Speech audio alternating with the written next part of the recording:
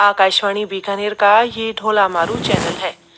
भारत भूमि ने समय समय पर ऐसे सपूतों को जन्म दिया है जिन्होंने अपने मन, वचन, कर्म से समाज को नई चेतना दी है, नई दिशा दी है।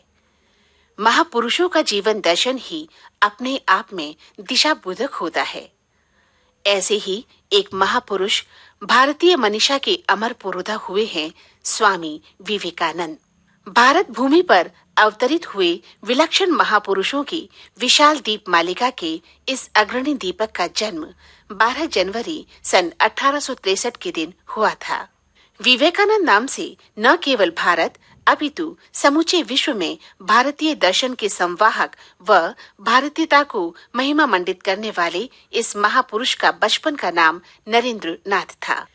प्रखर बुद्धि, हष्ट पुष्ट शरीर व अपूर्व मानसिकता के धनी नरेंद्र ने सन 1879 ईस्वी में प्रवेशिका परीक्षा प्रथम श्रेणी में उत्तीर्ण की। बीए करते करते उनका ध्यान देश के सुधार की तरफ पूर्णतः चला गया।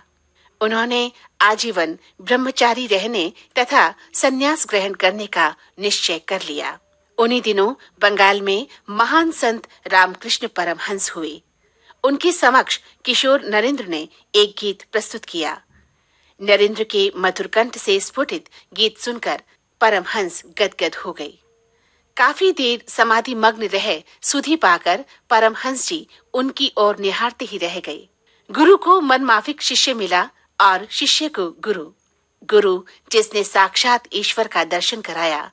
सन 1887 ईस्वी में विधिवत संन्यास ग्रहण करने के बाद स्वामी विवेकानंद ने हिमालय से कन्याकुमारी तक का भ्रमण किया। उनकी विद्वत्ता, तेजोमय व्यक्तित्व और विपुल ज्ञान भंडार हर किसी को प्रभावित किए बिना नहीं रहता था। स्वामी जी ने विश्व भ्रमण भी किया।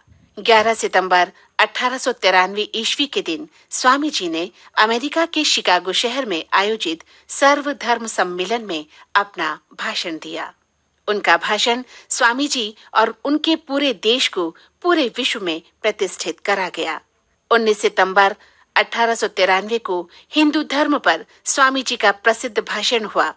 आपने कहा, तुम अमृत के पुत्र हो, शाश्वत सुख के भागीदार हो, पवित्र व पूर्ण आत्मा हो, देवत्व से भूषित हो। आदमी को पाप कहना ही पाप है। ये तो मानव जाति पर आक्षेप है। ओ सिंहों, उठो, तुम भेड़ बकरी हो, इस भ्रम से मुक्त हो जाओ। तुम कोई जड़ वस्तु नहीं हो, तुम शरीर नहीं हो। जड़ वस्तुएं तो तुम्हारी मुट्ठी में है, तुम उसके गुलाम नहीं हो। स्वामी जी के दिल में भारत के प्रति अथाह प्रेम था। वे मातृभूमि को सर्वोपरि आदर देते थे।